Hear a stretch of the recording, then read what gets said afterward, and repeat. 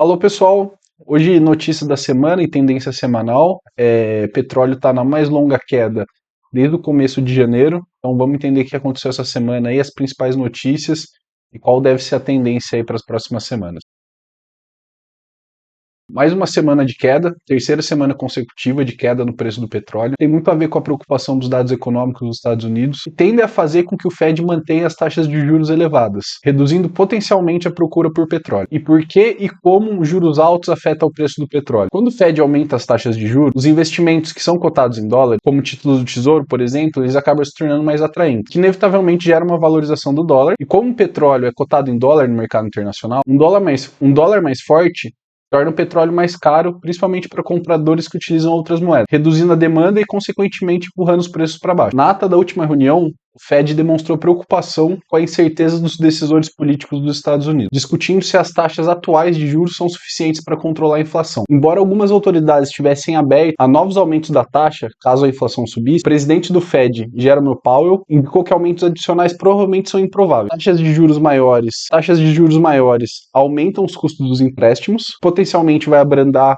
as atividades econômicas e reduzir a procura por petróleo. Falando um pouco sobre os indicadores econômicos e o sentimento do consumidor, os dados econômicos dos Estados Unidos pintam um cenário misto. O sentimento do consumidor é o menor em 5 meses, devido à preocupação com os custos elevados de empréstimos. Esse pessimismo sugere que o consumo das famílias americanas tende a diminuir, afetando a procura por combustível. Apesar disso, a procura por petróleo continua forte, considerando uma perspectiva mais ampla. Esperam que o consumo global de líquidos petrolíferos aumente cerca de 1,5 milhões de barris por dia. A procura de gasolina nos Estados Unidos, medida pelo produto fornecido, atingiu seu nível mais elevado desde novembro. Bom, a gente falou agora o que está acontecendo com a demanda, vamos entender o que está acontecendo do lado da oferta para ver como que essa balança se equilibra. O órgão de administração de informação de energia dos Estados Unidos, que é o órgão que coleta e distribui essas informações para o mercado, relatou o aumento inesperado dos estoques de petróleo nos Estados Unidos, aumentando em 1,8 milhões de barris.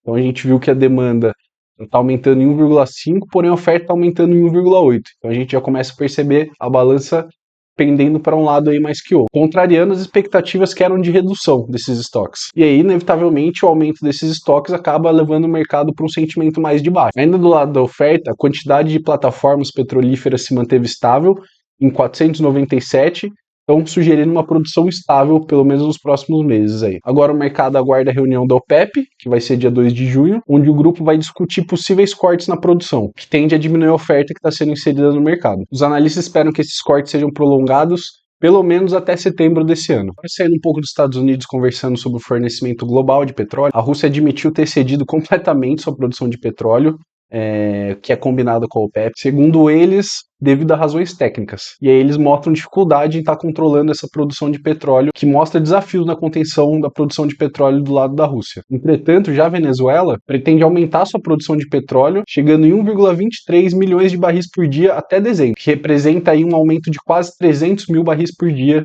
considerando o que eles produzem hoje. Esse aumento é impulsionado por novas plataformas de extração. Todo esse cenário acaba demonstrando uma complexidade do cenário global como um todo em conter essa oferta. Bom, e aí falando um pouco sobre a previsão do mercado para as próximas semanas. Então, dado todos os fatores que a gente apresentou aqui, perspectivas de curto prazo para o preço de petróleo tendem a ser pessimistas. Combinação de aumento inesperado da produção e dos estoques vigentes de petróleo, somado com o potencial aumento de juros, gera uma pressão contínua sobre os preços do petróleo. Comerciantes aí estão se preparando para uma volatilidade à medida que o mercado responde aos dados econômicos e sinais políticos. Agora, a monitoração quanto a esses indicadores chaves que a gente tem comentado aqui, como tendência de inflação, decisões sobre a taxa de juros e ajuste da produção por parte da OPEP, vai ser crucial na avaliação das próximas semanas. Em conclusão, embora a procura robusta por petróleo dê algum suporte, o sentimento geral é baixista devido às incertezas de mercado e acumulação de estoques. As próximas semanas serão críticas, à medida que os traders avaliam os impactos gerados pelas decisões do Fed e dos fatores de oferta global nos preços do petróleo bruto.